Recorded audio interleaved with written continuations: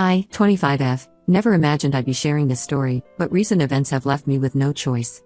My mom, 46F, and stepdad, 48M, have always tried to control my life, but what they did after learning about my pregnancy has destroyed our family completely. For context, my biological dad passed away from aggressive cancer when I was 3, and my mom married my stepdad when I was 6. I also have a half-sister Stacy, 15F, from their marriage. Growing up, the difference in how my stepdad treated me compared to Stacy was obvious to everyone except my mom. While he never hit me or yelled at me, his actions made it crystal clear that Stacy was his real daughter and was just some obligation he had to deal with.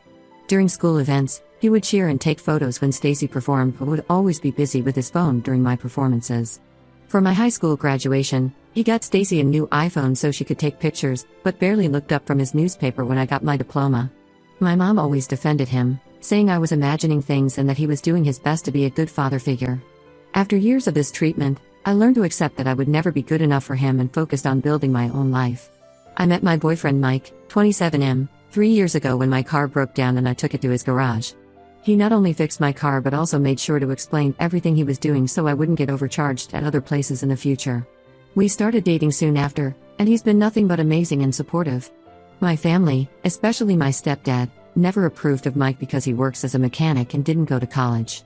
They wanted me to date someone with a more prestigious job, constantly trying to set me up with sons of their friends who were doctors, lawyers, or businessmen. My mom would make snide comments about Mike's grease-stained work clothes and how I could do so much better with my accounting degree. I ignored all of this because Mike made me happy, and unlike them, he supported my dreams and choices. Last month, I discovered I was pregnant with twins. Mike was absolutely overjoyed at the news. We had been careful with protection, but sometimes these things happen. Instead of panicking, Mike immediately started researching about twin pregnancies and planning for our future. He had been saving money for an engagement ring, but when I told him about the pregnancy, he proposed to me right there in our apartment, saying the ring money would be better spent on preparing for our babies. This meant so much to me because it showed his priorities were in the right place. The real problems began when we decided to tell my family about the pregnancy and engagement. Mike wanted to be there with me, but I thought it would be better to tell them myself. My mom's first reaction wasn't to congratulate me. Instead, she asked if I was keeping them, like my pregnancy was some kind of disease. When I confirmed that yes, I was keeping my babies, she completely lost it. She started crying hysterically about how I was throwing my life away and that Mike would never be able to support twins on a mechanic's salary. My stepdad's reaction was even worse. He called Mike an irresponsible lowlife and said that no real man would get a woman pregnant before marriage. He went on a rant about how mechanics were all dropouts who couldn't do better in life, completely ignoring that Mike owns his own garage and makes a decent living. The next day, things escalated beyond anything I could have imagined.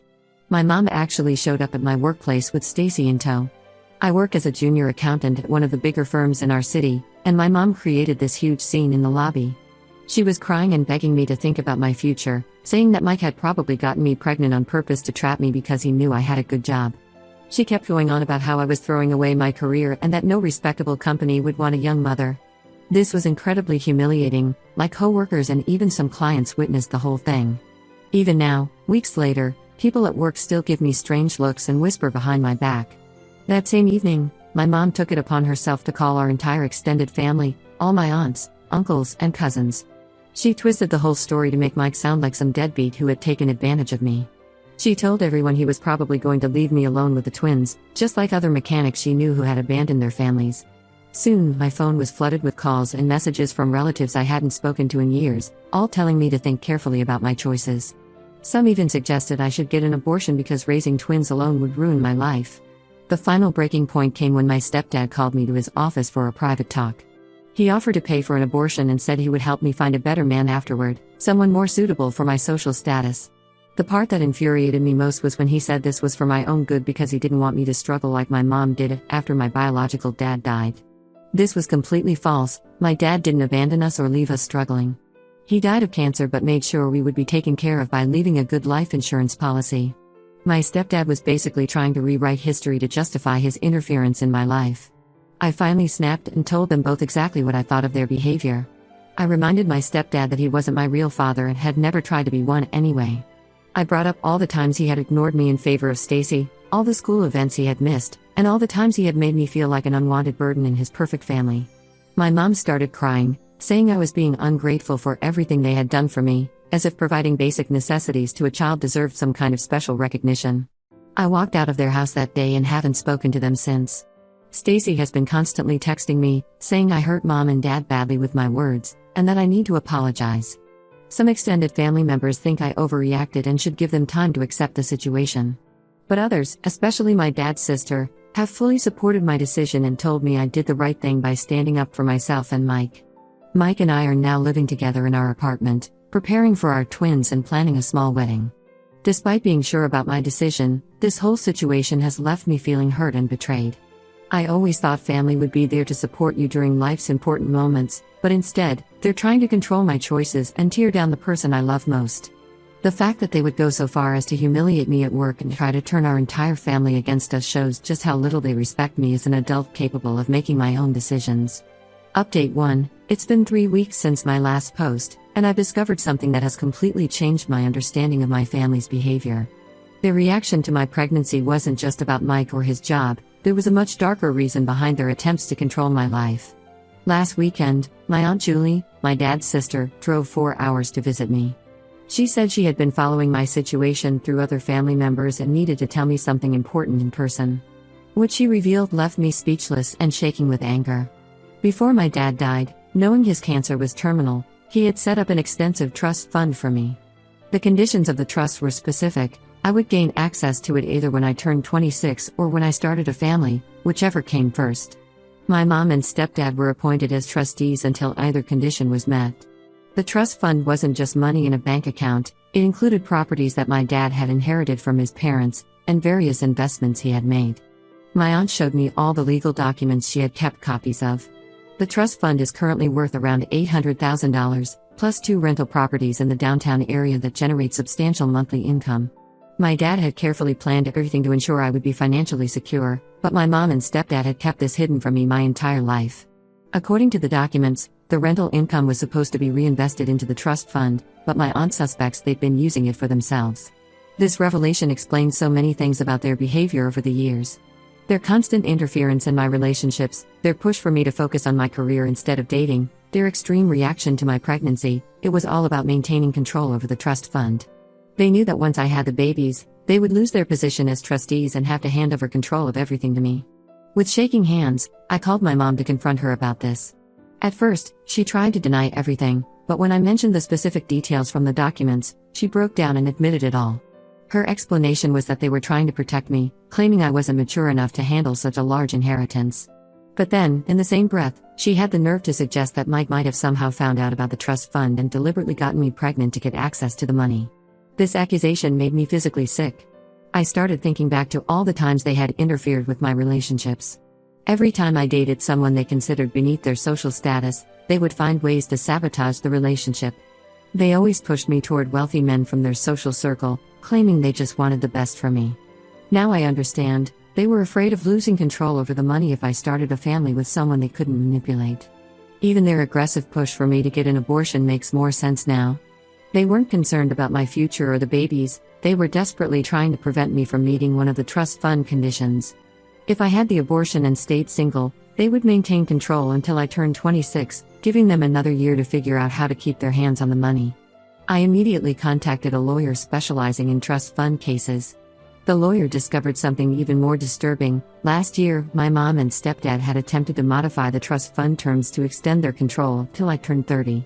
Thankfully, they weren't successful because such changes required my signature as the beneficiary. The fact that they tried to do this behind my back shows just how far they were willing to go to maintain control over my dad's legacy. The lawyer is now investigating exactly how much rental income should have accumulated over the years and where that money went. Initial findings suggest tens of thousands of dollars are unaccounted for. We're also looking into whether they made any other attempts to modify the trust fund terms without my knowledge. Stacy called me yesterday, crying hysterically. She accused me of destroying our family by involving lawyers and threatening legal action against our parents. I tried to explain to her that our parents had been lying to all of us for years, that they had hidden my dad's final gift to me and potentially misused funds that were meant for my future. But at 15, she can't understand the magnitude of their betrayal. To her, I'm just being greedy and causing problems. Mike has been incredibly supportive through all of this, which makes their accusations about him even more hurtful. He actually suggested we refuse the trust fund money just to prove it wasn't about the money, but I refused. This isn't just about money, it's about my dad's final wishes and the years of manipulation I endured. Every time they made me feel less worthy than Stacy, every time they criticized my choices, every time they tried to control my life, was it all just to maintain their grip on my inheritance? These revelations have forced me to question every interaction, every kind gesture, every family decision from the past 19 years. Were they ever actually looking out for my best interests, or was everything just a calculated move to maintain control over the trust fund? The weight of these questions keeps me up at night, making me wonder if anything in my childhood was genuine. Update 2. Things have taken an even darker turn in the past week. After my last update about discovering the trust fund, my mom and stepdad changed their strategy completely. They showed up at our apartment last Sunday morning with Stacy, my grandparents, and even my mom's sister. They brought flowers, a cake, and baby gifts, claiming they wanted to apologize and make things right before the twins arrived. The visit started off surprisingly well. My mom was crying, saying she had spent sleepless nights thinking about how wrong they had been to hide the trust fund from me. My stepdad actually looked me in the eye for once and admitted he should have treated me better over the years. They even brought up Mike, saying they had misjudged him and could see now that he truly cared about me. My grandparents nodded along, adding that family should stick together during pregnancies. For a moment, I actually felt hopeful. Mike was more skeptical but stayed quiet, letting me handle the situation. My mom started talking about planning a baby shower, and my grandmother offered to help with the nursery. Stacy was excited about becoming an aunt, showing me baby clothes she had picked out. Then my stepdad pulled out a folder, saying they had something important to discuss regarding the trust fund. They had brought a contract drafted by their lawyer. The contract was pages long, but the main points were clear. They wanted to continue managing the trust fund and properties even after I gained access to them. They also wanted the right to make investment decisions about the rental income. Their excuses sounded rehearsed. My mom said managing properties while caring for newborn twins would be too stressful for me. My stepdad claimed his years of business experience made him better suited to handle the investments. They even suggested creating a family business where they would manage everything and give me monthly reports.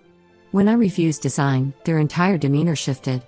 The loving, apologetic family act disappeared instantly. My stepdad started listing every expense they had ever paid for me, my school supplies, my prom dress, even the food I ate growing up. According to him, I owed them for raising me after my dad died, so continuing to manage the trust fund was the least I could do to repay them. My mom took a different approach. She turned to Stacy and started crying about how this would affect her future.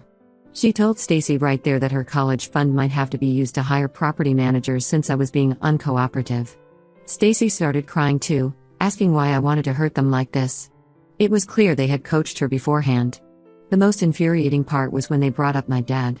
My stepdad had the nerve to say that since my dad wasn't around to manage the properties himself, it made sense for him to continue doing it.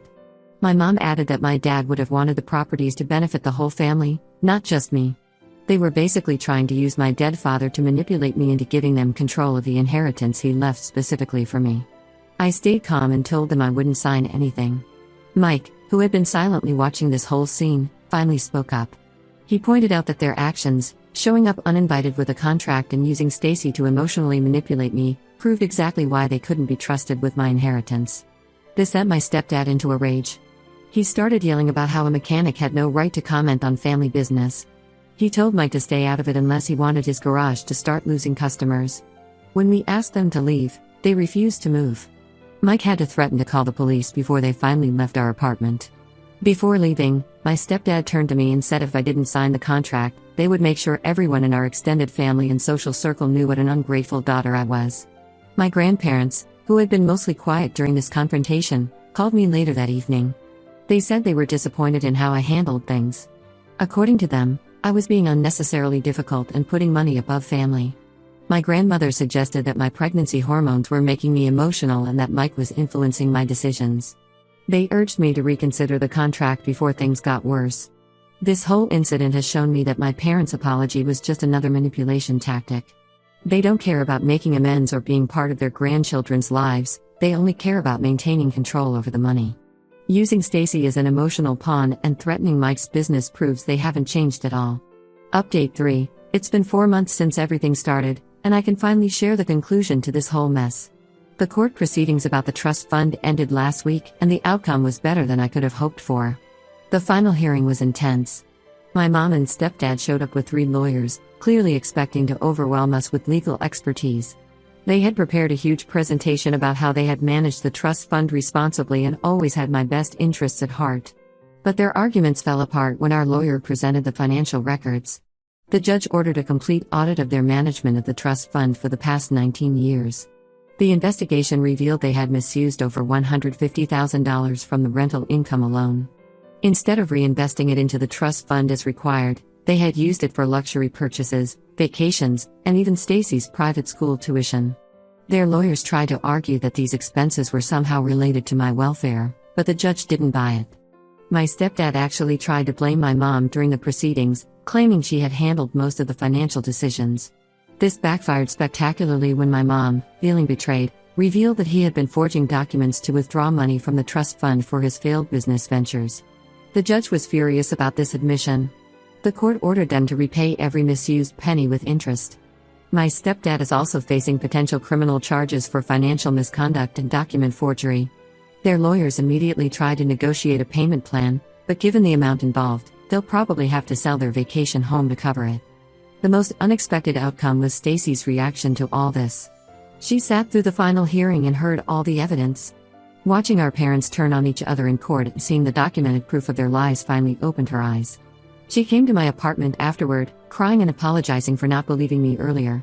She admitted that our parents had been using her to manipulate me emotionally, telling her what to say and how to act to make me feel guilty. My mom made one last desperate attempt to reach me through my workplace.